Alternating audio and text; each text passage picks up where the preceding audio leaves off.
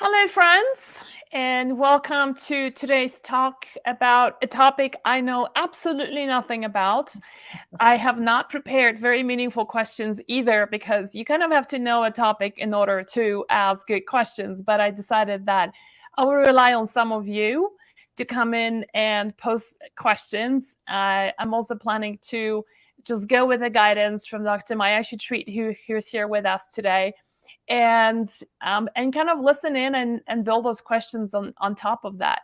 So, we've been already getting emails and pushbacks from people full of skepticism and criticism saying, don't get on a bandwagon.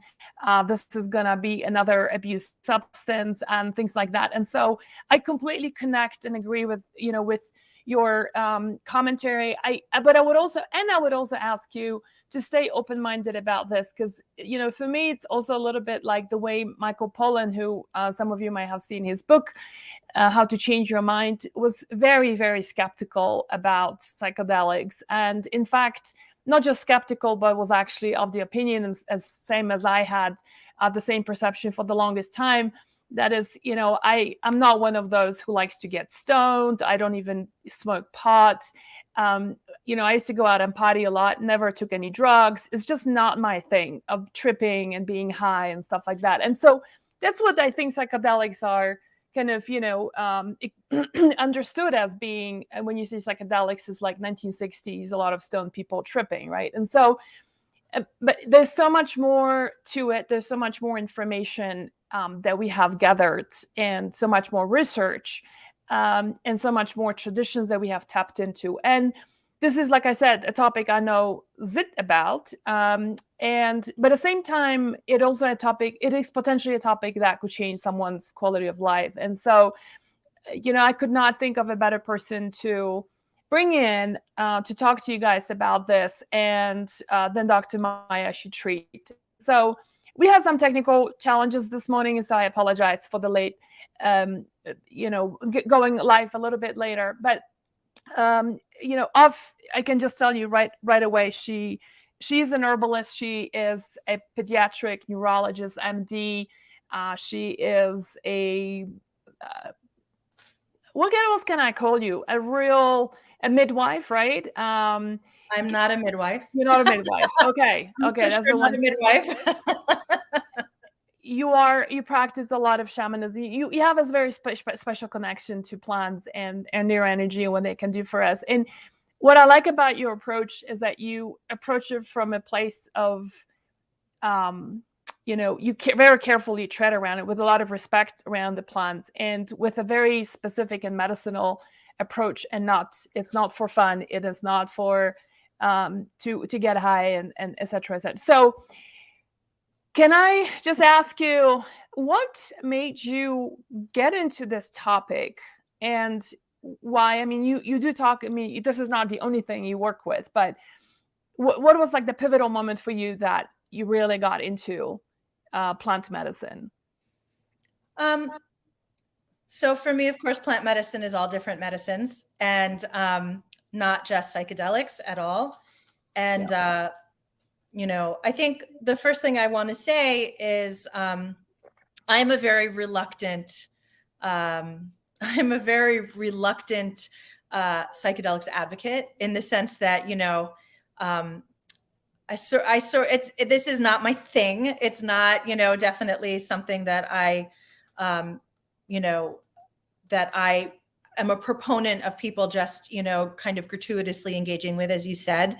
What I found really fascinating is so the way that I got involved in this area at all, and I really work mainly with master plants. So the way that so there are kind of a category of psychedelics like LSD or MDMA, ketamine, things that are more, I guess, pharmaceutically based, you might say, right? Synthetic. And then there are things like ayahuasca, San Pedro, psilocybin mushrooms, iboga, and others. So the ones that I'm talking about mainly in any of the work that I do is more precisely the plants. And by master plants, when we say that, it's flora, fauna, fungi, right? It's just, that's sort of a term. And I got involved actually because I was on a trip going to Ecuador, not to explore these things at all, but with a fourth generation shaman who also was a PhD in ethnobotany. And I wanted to learn about plants in the jungle. That's why I was on that trip. And part of the reason I was on that trip was because my son actually had been very, very sick. And I, of course, had no intention and did not, in fact, ever give him any master plant psychedelics. But I went on this trip to learn about physical, mental, emotional, spiritual healing because I already knew so much about physical healing. And I was much more interested in learning, like, what are these ways that, what is this paradigm that Indigenous people have been engaging with that's very, very effective? And I had seen it be very effective. And I wanted to know more. And in fact, it doesn't only encompass master plants. Master plants are very much treated with great respect and very gingerly. So not like almost nobody engages with them, in fact. And also it's very carefully, very respectfully, very reverently engaged with. So that is the approach that I sort of ended up learning about. And then I came back to the States and I explored the science. And what I discovered is that there's profound amounts of science. Almost every academic institution in the world right now is studying psychedelics, not master plants precisely, although a lot of them are looking at psilocybin in particular. And what we're seeing is really impressive results, including, actually, to your point, a remedy for addiction, meaning no other treatments measure up, whether it's nicotine, whether it's alcohol, whether it's cocaine, whether it's heroin. I mean, you name it. There are very few reliably effective treatments that actually work both short-term and long-term.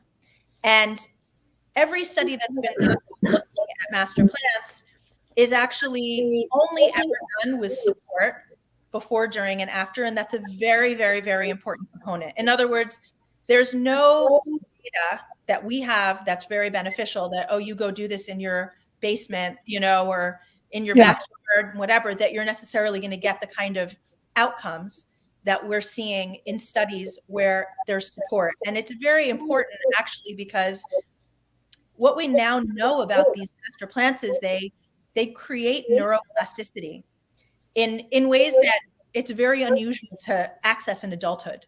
So in childhood and in babyhood, we have a lot of neuroplasticity because we have to learn how to walk and how to potty train and how to talk and how to function in society. But in adulthood, we really don't have access to those kinds of window periods because we just don't need that level of plasticity. We do have plasticity, we have the capacity, but we don't really need to access it. And what it turns out is that is one of the reasons that childhood traumas are so imprinting on us, and why you can have a trauma in adulthood. And of course, it's possible to have a trauma that imprints upon you very significantly in adulthood. That's, PTSD and things like that. But a lot of our trauma builds out of, and a lot of our disease, mental illness, all of the things, addiction, everything that we really struggle with chronically as adults, really roots in these window periods where a trauma, and it doesn't have to be a capital T trauma, it can be a little t trauma, like feeling neglected, or having an adult that doesn't pick you up on time from school every day and makes you feel sort of a sense of anxiety and abandonment. There can be very small things that actually create lifelong issues for people. So the idea of these plant medicines is they open these windows of plasticity temporarily in adulthood with the right support, and that can actually help people recalibrate these patterns that they live in and things that have been causing them disease and mental illness and a lot of other issues. So let's talk about that. Like, where do you see psychedelics playing a vital role in the healing of what kind of conditions? And what do you see, like, who benefits from psychedelics the most? Well, so the kinds of conditions that have been studied, and that's where I want to really focus, right? Because there's really solid research, and you've probably seen it if you look in the New York Times or, in Nature, like scientific journals, so they're in the kind of premier places where, really solid research is published, we'd be looking at things like major depression.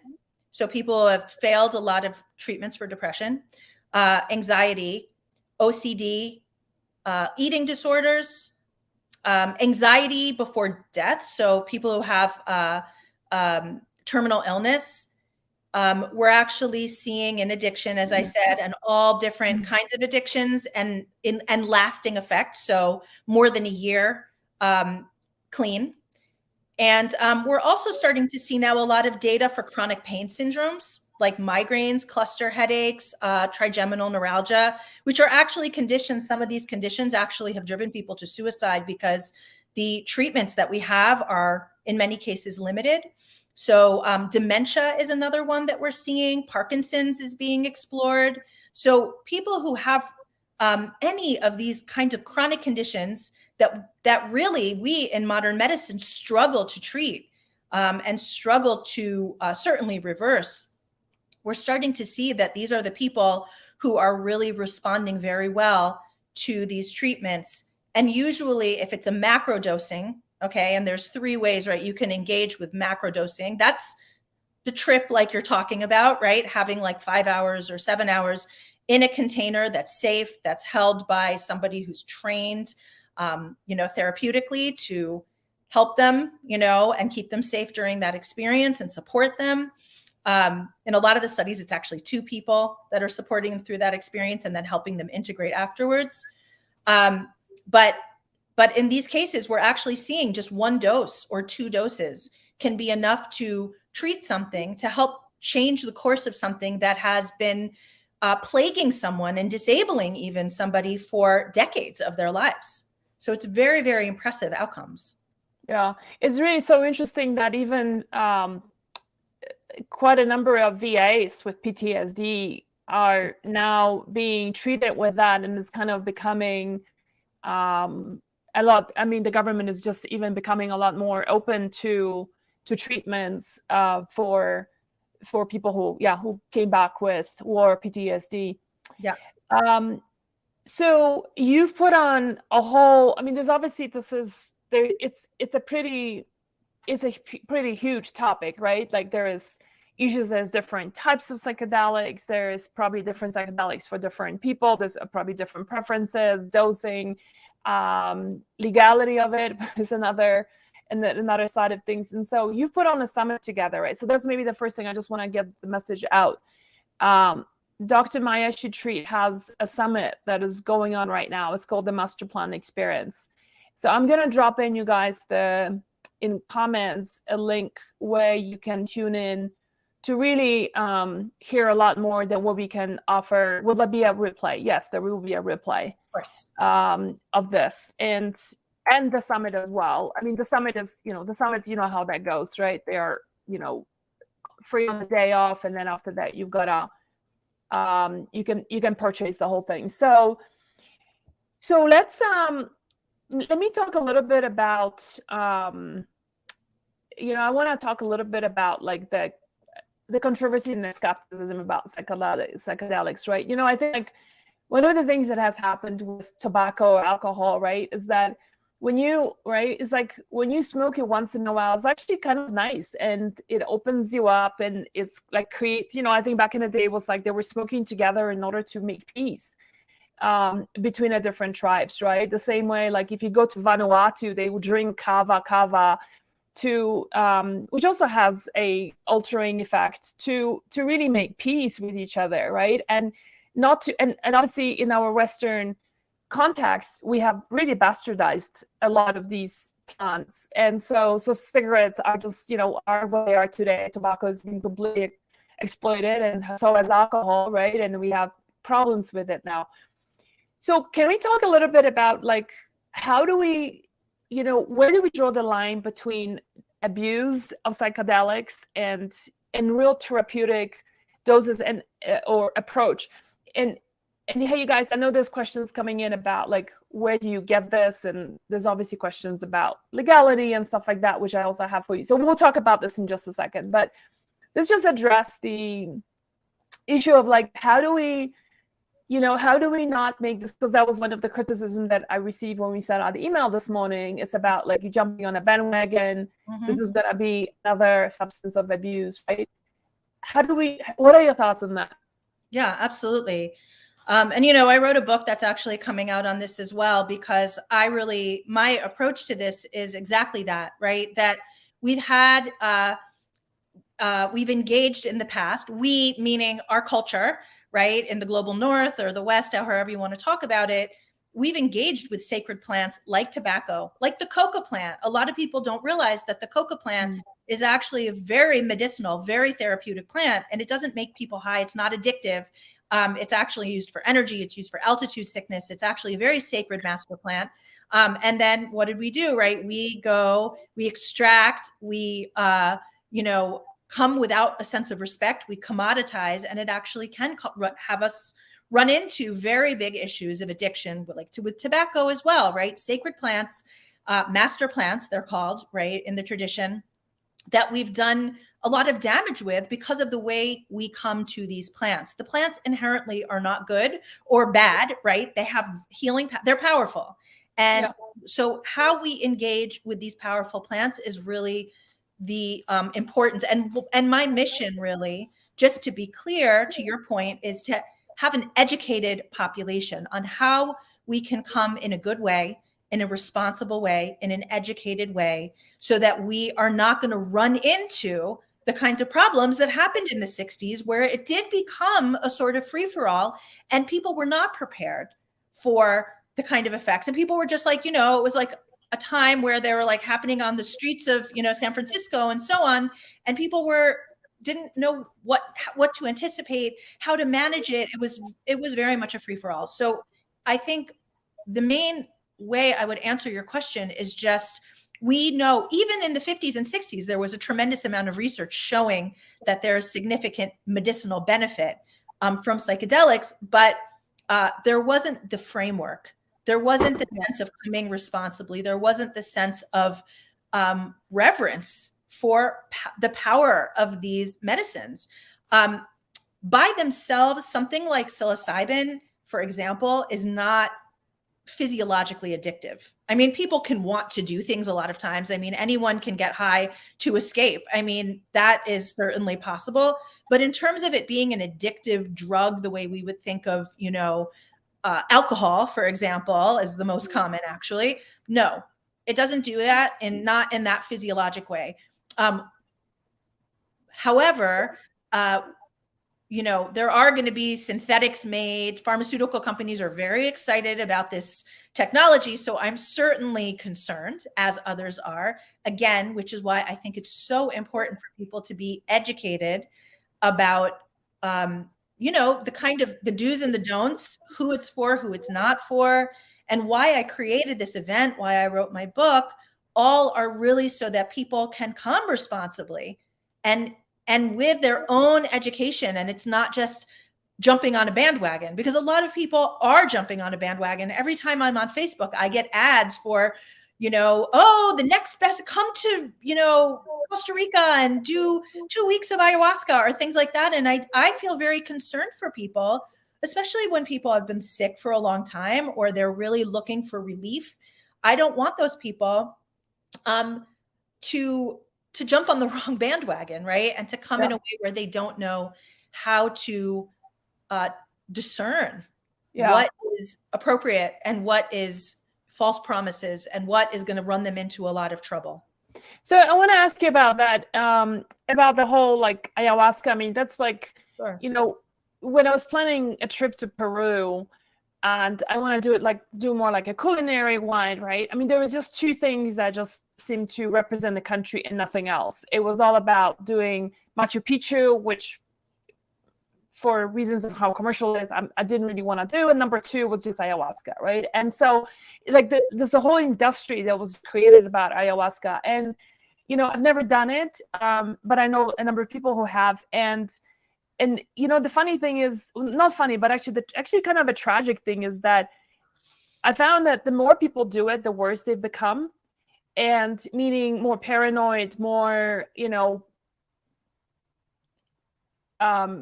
yeah, just kind of disconnected, and also with some kind of a superiority complex over everyone else, of like how liberated and amazing they are compared to everyone else. And actually that didn't come across that way. And so I always wondered, as a part of me, of like, how do we ensure that is actually working for us and doesn't do us more harm?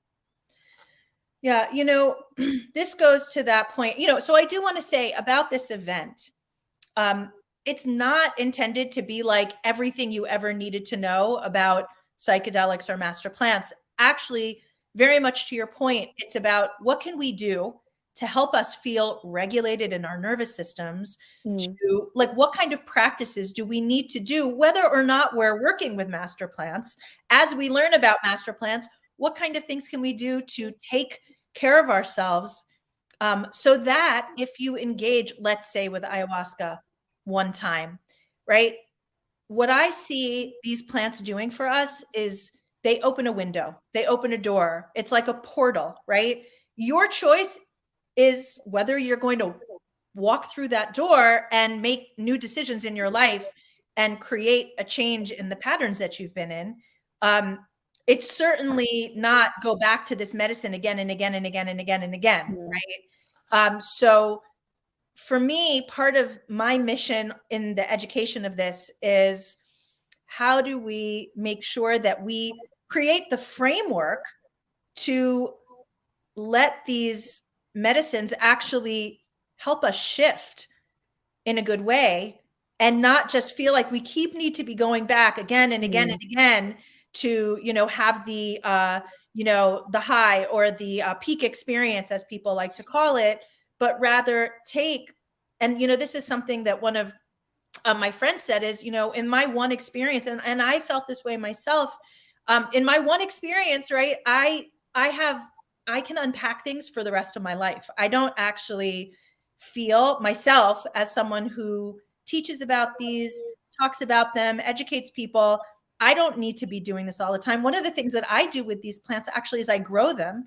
And Magdalena, you got to see, my little indoor jungle of many plants, not just those master plants, that I don't consume, right? I just tend them. And that is part of how I learn with the plants. Mm. I don't think we all need to be ingesting these plants all the time. So my idea is there's a framework around what you would do before, what you would do after. Yeah. And that's almost the most important part, not the experience of taking the master plant. And I think a lot of people in our culture think that having that peak experience is really where it's at. And I think where it's at is, how do you unpack Mm. that experience and really change your body, change your mind, change your life? So this is to a point of somebody said, Lucinda says here, the intensity of these experiences, if frequent, can be very dysregulating for the endocrine system. And so although healing, it's a once or twice a lifetime thing, in my belief. Exactly. I agree with that. So we are having questions coming in saying, where do we access this? Where do we go for that sort of stuff, right? And so, do you want to just like unpack it in terms of different types of psychedelics having a different access points? I mean, I think I'm in it for this moment, in this context, I will keep it fairly general because it's not, this isn't like where I'm going to send people, right? I take a lot of care whenever people reach out to me and want to know more about that, because anything that I refer people to, I feel I'm taking a certain amount of responsibility that is pretty significant. So, so this isn't just like something I would, drop on Facebook in that way. Yeah. But what I will say is, we do have some of our speakers I've curated. I really trust who offer these experiences. Oftentimes not in the U.S. That's important because they're always doing it in places that are legal. And there are places in the country that have decriminalized or legalized, right? So the state of Oregon is legalizing all of these substances and more. For better or for worse, we shall see. But in San Francisco, in Oakland, California, in Denver, in Washington, D.C., and in several other places, there is a decriminalizing that's happening where it's actually not being legalized, but being made the lowest priority for law enforcement. So basically, assuming you are not, walking around with 10 tons of something, you will be completely left alone. And that is on purpose to help people either, so that could be through hospital studies, of which there are many. And I encourage people to look into those as well. There are decriminalizing efforts and also places where it actually has been decriminalized. And then there are places abroad.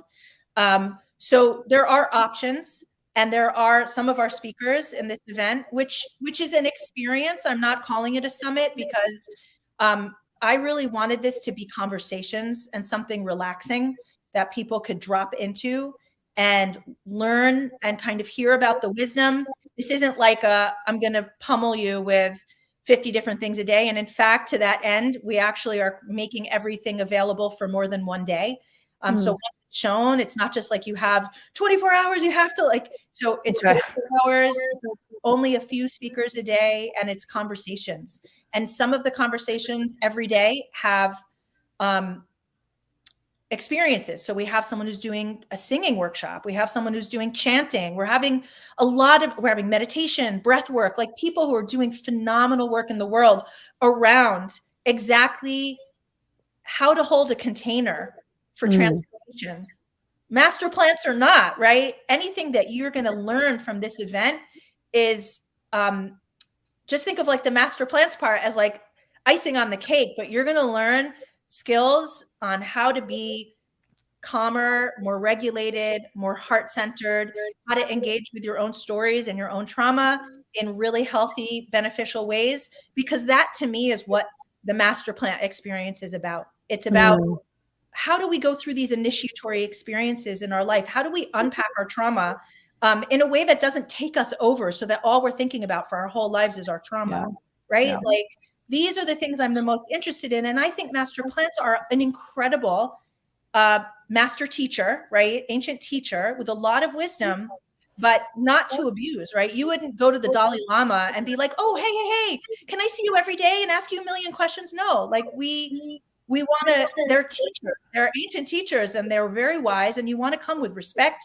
You want to prepare yourself appropriately. And once you get the wisdom, you don't just go beg for more wisdom, right? You want to like learn how to apply that in your life to become better in whatever way you can become better. So talk a little bit about like, what is the experience like? So you said, so it sounds like various different modalities, not just psychedelics, right? It's like breathing. And can you tell us a little bit more about that? What people will learn from by going through the master plant experience? So it's 14 days, very leisurely. You don't have to come to every single conversation, 3 to 4 conversations a day. So very relaxing, very leisurely. I think of it as a retreat because I'm just so tired of having information being pelted at me all the time. And, some of my students said, when I see the word summit and like these like intensive experiences, I just like shut down. And I feel the same way. I want to feel good. I want to learn, but like, I want wisdom. I don't need like a ton more information. So I brought some of the wisest and most lovely people that I know who are super smart, but they're not, that are humble and that are interested in just sharing. And we had really heart-based conversations. And then every day you will either have a meditation, we have this awesome singing workshop with the Brothers Corin, where they talk about sonic healing and how, what sounds bring out what emotions. And it's just like, it was so much fun and so moving. We have chanting. We have a biofield tuning with Eileen McCusick. So she, uses her tuning forks, and we get to experience that. And I'm doing it. So you get to see me basically having these experiences along with you. Breathwork sessions with some really amazing people, meditations, little journeys. And I'm doing an opening ceremony and a closing ceremony. So I think it's going to be really communal. It's going to be really transformative just by showing up. And that was my goal, right? I didn't want to give people a ton of assignments. Oh, you have to learn this and now go do that. It's like, how can this be really delicious and really heart and mind opening, so that just by showing up, it's medicine. And then anything else you get from it about the master plants and what might educate you as to whether this is for you or not for you and how to engage. That's like icing on the cake. You're going to get that, but it's not going to be like you scribbling notes down and stressing out. And, I do want to say one more thing, because something that I learned quite a bit about is you don't have to trip, right? You don't have to have a big dose and be altered in that way in order to get the medicine of these plants. Another way you can get the medicine is through microdosing, which is what we would call a sub-psychedelic dose, meaning you're not having all of this altered sensorium, right, where you're having visions or that kind of thing, but they've been shown to be very effective even in tiny doses. And we actually have quantum doses as well, which people are engaging with and having really significant shifts. And the quantum doses are totally legal. They don't hold the plant material, they're vibrational, but people have been having really significant shifts even with quantum dosing. And that's safe for people who are sober, safe if you're pregnant, safe if you are sensitive or you're on a lot of medications or you just don't want to trip. So what is quantum dosing like compared to microdosing? So the difference between microdosing and quantum dosing is microdosing contains the material of the psilocybin mushroom or the ayahuasca, let's say, or LSD or whatever might be the microdose. It's just a tiny dose, right? So it's low enough that you're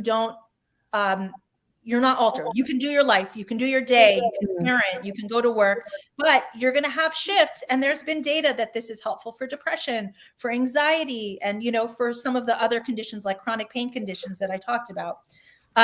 Quantum dosing is actually vibrational, meaning it's made with the plant, but there's no material of the plant in the actual content of the bottle, right? We call it ceremony in a bottle because it's made with ceremony, with the music of the plant, with all of the kind of components of ceremony and in the presence of the plant, but there's no plant compound in it. So that's what makes it legal. And yet the way that traditionally these plants were engaged with by, the curanderos and the medicos in, let's say, South America and also in other parts of the world have always been through music, through vibration. Actually, many times it would be the shaman who would ingest the master plant. And actually the people getting the healing did not ingest that medicine. Yeah, that's what I was reading about that. I was just like, wow, this is so different. So different. So this vibrational way of thinking about it, there's a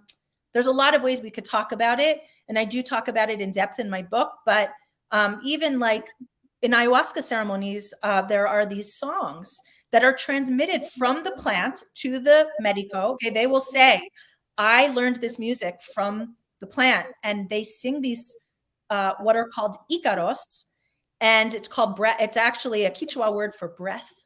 And ícaros actually are the medicine, and they're considered equal. When you hear the ícaros, it's actually equal in the mind of these medicos to ingesting the ayahuasca. And so for me, it was so clear how quantum dosing was very possible. And I actually began to understand it even when people would reach out to me to ask about microdosing or to get information about ayahuasca, maybe traveling to Peru or whatever they wanted to do. Just when they reached out to ask me, their lives would already start to change. And really significantly, their health would change, their lives would change. And I was thinking to myself, I could see so clearly the medicine had already started to work. And this goes along with what Indigenous people have always said about these medicines, which is you're not working with a compound. You're not working with a drug. You're working with the spirit of the plant. You're working with the intelligence, this wisdom that's coming through you. So of course it makes sense that you've established a relationship simply by feeling that call. The medicine's already doing its work. Maybe for most people, they don't even need to do that trip to Peru because maybe we're actually sensitive enough to be able to experience it through quantum, and vibrational dosing. And they're drops. They're very easy to take. They're very, very safe, and they're legal and they're accessible. So to me, it's like, a win-win because you're really engaging with the sacredness of this medicine. Where can people find quantum medicine? So we actually are sharing about it in our event, and they can find it actually even just at on the Dr. Maya website, drmaya.com. You can go there and you can go to the shop.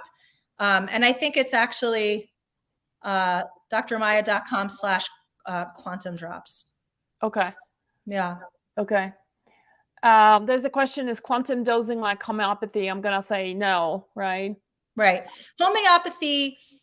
So the difference between homeopathy is actually, it does take the content of the actual, let's say it's arsenic. It will take arsenic if you're doing it and do a proving, and basically you're diluting it until it does become sort of an imprint, an energetic imprint, but you are using the actual arsenic, right, to make it. Or tuberculinum is going to be from tuberculosis. So this is a little bit different because it's vibrational. The plants themselves, these are my plants, so they don't want to be used in that way. They want to give their medicine not in that way, without any of their material being destroyed. Yeah.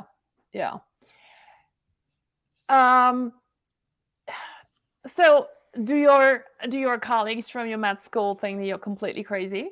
That was already a long time ago when I wrote The Dirt Cure. They already thought, oh, she's talking about food and neurology. So yeah, no, Okay. but it's interesting. I mean, I have had a lot of my colleagues over the years from med school reach out to me to bring their kids to me, to ask for advice about integrative medicine. And many of them have ended up going into integrative medicine. So, I actually find that, it's certainly not universal that people are all for it. But, the reality of this around master plants is this is a medicine that is coming. And it's whether we like it, whether we have prejudice, whether we feel biased, it is coming. It's coming to medicine. It's coming to mental health. We're going to be facing this as a medicine. It will become pharmaceuticals. Like, it's happening. So the idea is, I want to get ahead of that. I want to be able to help people come in an educated, respectful way so that maybe we can do better, right? And really get the best of these medicines for ourselves and actually become better ourselves in the process, right? Rather than just treating it as another drug, another medication, that's not what these are. These are very powerful teachers, and coming in the right way is going to make all of the difference. Wow. So interesting. And thank you for making the time here today. I'm so curious about the experience. I know you don't like to call it summit, and I'm grateful you don't, because I actually stopped promoting any kind of summits to anyone, to our community, just because it creates so much overwhelm, and there's just like things coming out of a fire hose, and sometimes people have contradicting information and point of view, and you kind of like go, what do I do with it? And so it creates, I think, a lot more confusion and overwhelmed than help. But knowing you and how you curate things, I'm sure it's going to be a true experience and not a bombardment of information. And so super interesting. I know you guys, this is a very new topic, and that's a very small group of people here today to talk to us. We typically get like huge participation, but I think it's because I'm known for hormones. They're like, what is she doing talking about psychedelics? So I hope that more folks can enjoy the replay and really benefit from you. So can we just get so I posted, you guys, so I posted the link on where to go to listen and experience the master plan experience. Could you just give us the dates? When is it running? Absolutely. So it's starting on this coming Monday, April 10th. And it's, like I said, 14 days. Every day will be available for 48 hours. So you have, and there's only a few talks / experiences per day. So it's very leisurely. Drop in for what you like. Don't drop in for what you don't feel that called to speak to learn about. And, I have to say, I will never do another summit. I mean, I never say never, but I probably will never do another summit. But I'm so proud of this event because it's so transformational. I got to be present for every one of these talks, and it was just like, I was like in tears in a good way for the vast majority of the conversations. They were really special, and all the people who are coming are very special people. Even like Jeff Bland, who's like the father of functional medicine, and Bruce Lipton, who does like the science, behind like belief, the biology of belief. I mean, they just all came in such a heartfelt, heart-led way. And so, just 14 days starting next Monday, plenty of time to watch. And please reach out, message me, email me with any questions. And we do have a Q&A at the end for people who decide to kind of buy it. We are going to have 2 different Q&A sessions where I'm going to go through all the questions people have, one right after the other. So, hey, you guys. So I just posted the link again. Some of you asking where to go for that. So I just posted the link again. And where can people find you other than the plant experience? drmaya.com, drmaya.com. This is the best way to find me. There's a contact me link there. So you can just, reach out if you have questions. And there's a lot of free downloads and information and ways to like kind of learn about what I'm doing and my work. Fantastic.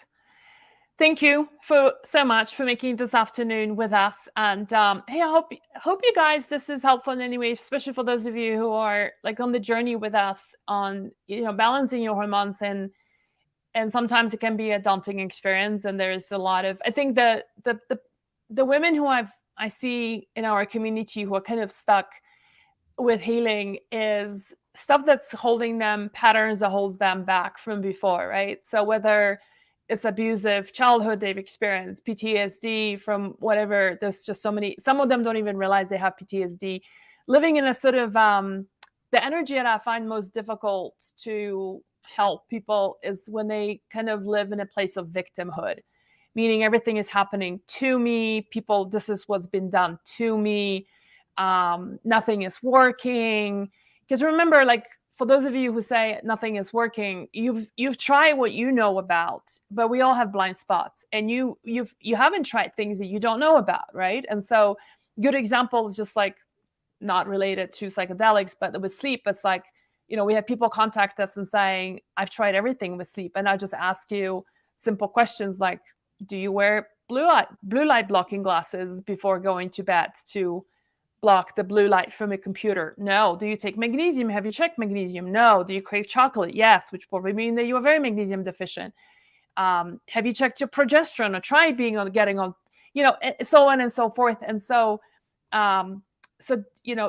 it's just, you try what you know about, and we all have blind spots. I certainly have them in my own journey. And so this is where I think we're just, we're bringing experts like Dr. Maya here today to give you a toolkit of things to try. If you feel like you're stuck in your own journey, you've done the elimination diet, tried different things, even working with my stuff, and you still feel stuck, whether it's your own mindset or whether it's just physiologically you feel stuck in the progress, this is yet another toolkit to explore, right? It's not always, and as I'm growing more mature as a practitioner, to me in the past, everything was food. And then I realized, actually, food doesn't heal everything. It's fundamental, but for some people, it's just not enough. So bring on the supplements. And then you realize, like, oh, shoot, actual trauma can really make a huge difference, right? And that's not my area. I'm not trained in this. And so that's why we have this platform to bring in different people to talk about stuff to help you as a toolbox. So see this as another tool in your toolbox. Hopefully this is going to be helpful. Check out the master plan experience, all the talks starting on Monday, the 4th of April. The links are in the comments. And Shanna is asking, I'm going to take one more last one, and then we're going to wrap up. Please recommend best blue blocking glasses. I like True Dark. You can get it on Amazon. They have different degrees. And putting a screen on your computer does not help. Having that in your glasses is not probably powerful enough. You need something a little bit stronger, especially an hour or two before sleep. So thank you for being here today with us. Thank And you so much for having me, Magdalena. I so appreciate it, and with the thoughtful approach that you take. And I do want to mention it's actually April 10th starting. So what next, did I say? April 10th? you Okay. said, I think you said this past Monday, but it's actually next Monday. So Yeah, this coming Monday, I thought I said. yeah. Okay, cool. So 10th of April. All right. Thanks, everyone, for being here today. Thank you, Dr. Maya. And we'll see you guys soon. Bye-bye. Bye.